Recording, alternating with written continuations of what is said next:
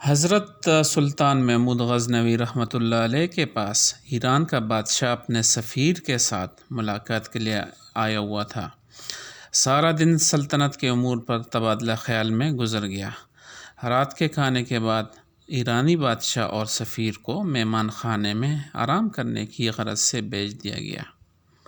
سلطان محمود غزنوی رحمۃ اللہ علیہ خود بھی مہمان خانے میں ہی ایک الگ خیمہ نما کمرے میں ٹھہرے تاکہ مہمانداری میں کوئی کمی نہ رہ جائے۔ تقریباً نصف رات کے بعد سلطان نے اپنے خیمہ کے باہر کھڑے غلام کو آواز دی، حسن!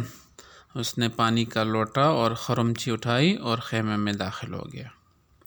ایرانی بادشاہ بڑی حیرت سے اپنے خیمہ کے پردے سے یہ منظر دیکھ رہا تھا اور ساتھ ہی ساتھ سلطان محمود غزنوی رحمۃ اللہ علیہ کے غلام حسن کا باہر آنے کا منتظر بھی تھا۔ جیسے کوئی سوال اس کو بے چین کیے ہوئے تھا۔ جیسے ہی حسن سلطان کے خیمہ سے باہر نکلا، ایرانی بادشاہ نے اسے بلایا اور پوچھا، جب سلطان نے تمہیں آواز دی حسن تو تمہارا حق تھا پہلے وہ پوچھتے جی کہ کیا حکم ہے آقا؟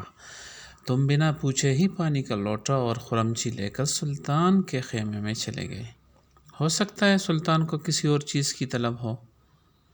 حسن مسکرایا اور ایرانی بادشاہ کو جواب دیتے ہوئے بولا، حضور میرا مکمل نام محمد حسن ہے اور میرا سلطان ہمیشہ باوضو رہتا ہے، اور جب اس کا وضو نہ ہو تو تب بھی مجھے حسن کہہ کر پکارتا ہے، اور میں سمجھ جاتا ہوں اب سلطان کو وضو کی حاجت ہے، جو انہوں نے اسم محمد صلی اللہ علیہ وآلہ وسلم اپنی زبان سے ادا نہیں کیا۔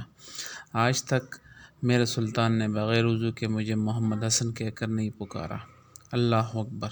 یہ تھے وہ ہمارے اسلامی تاریخ کے ہیروز جن کے دلوں میں عشق مصطفیٰ کا ٹھاٹھے مارتا سمندر تھا اور کافر مشرک ان کا نام سن کر کانپتے تھے۔